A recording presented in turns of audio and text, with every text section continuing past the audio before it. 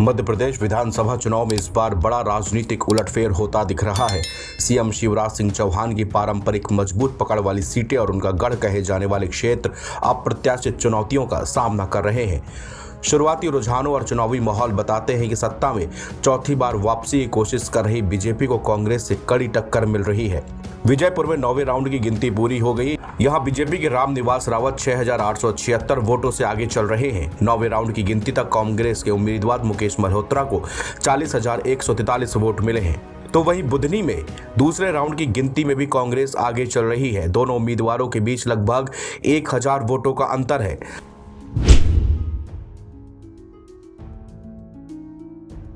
शिवराज सिंह चौहान, जो प्रदेश के सबसे लंबे समय तक सीएम रहने वाले नेता हैं, अपने गृह नगर और चुनावी क्षेत्र बुधनी में भी दबाव महसूस कर रहे हैं। इस बार कांग्रेस ने उनके खिलाफ उम्मीदवार उतारा है, जिससे उनकी सीट पर भी कांटे की टक्कर देखने को मिल रही है। शिवराज का गढ़ कहे जाने वाले मावला, नेवाड़ और महाकौशल क्षेत्रों में कांग्रेस ने आक्रामक अभियान चलाकर भाजपा की स्थिति कमजोर कर दी है।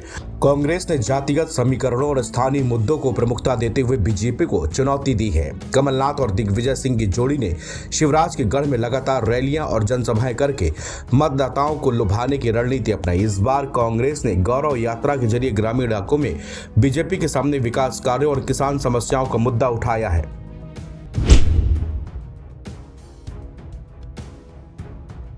कांग्रेस के अभियान में किसान कर्ज माफी, बेरोजगारी भत्ता और महिला सशक्तिकरण जैसे वादे अहम रहे। राहुल गांधी और प्रियंका गांधी वाड्रा की सभाओं ने मतदाताओं को आकर्षित किया, जबकि भाजपा को अपने परंपरागत वोट बैंक को एकजुट रखने में चुनौतियां आ रही हैं। कांग्रेस ने आदिवासी इलाकों में शिवराज सरकार की योजनाओं के निशाने पर लिया, जबकि ओबीसी और दलित मतदाताओं पर फोकस किया। इन इलाकों में बीजेपी के मजबूत गढ़ को कमजोर करने के लिए कांग्रेस ने स्थानीय स्तर पर प्रभावशाली चेहरों को मैदान में उतारा।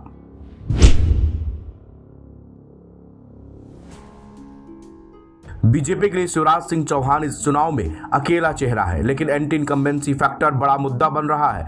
बढ़ती महंगाई, बेरोजगारी और किसान आंदोलन के मुद्दों पर कांग्रेस ने बीजेपी को बैकफुट पर ढकेल दिया।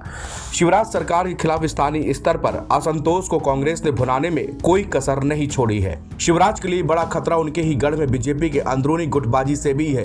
नरेंद्र सिंह तोमर, ज्योतिरादित्य सिंधिया और वी.डी. शर्मा जैसे बड़े नेताओं के समर्थकों के बीच खींचतान ने पार्टी की स्थिति को कमजोर किया है।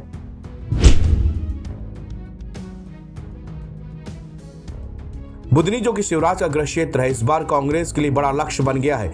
यहां कांग्रेस ने करुणा शंकर पांडे जैसे स्थानीय और जुझारू नेता को मैदान में उतारकर शिवराज को टक्कर देने की तैयारी की है। बुधनी में आदिवासी और किसान वोटरों पर कांग्रेस का फोकस है।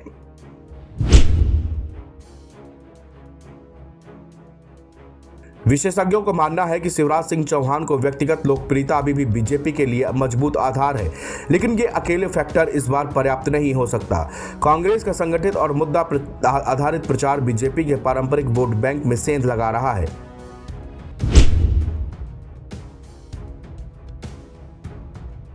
चुनाव की शुरुआती रुझानों से साफ है कि शिवराज सिंह चौहान के गढ़ में कांग्रेस मजबूत स्थिति में है। बीजेपी के लिए इन क्षेत्रों में प्रदर्शन सुधारना और सत्ता में वापसी सुनिश्चित करना एक बड़ी चुनौती बन चुका है। अगर ये उलटफेर होता है तो ये न सिर्फ एमपी की राजनीति को प्रभावित करेगा, बल्कि आगामी लोकसभा चुनावों के लिए भी कांग्रेस और बीजेपी की रणनीति पर बड़ा असर डाल सकता है।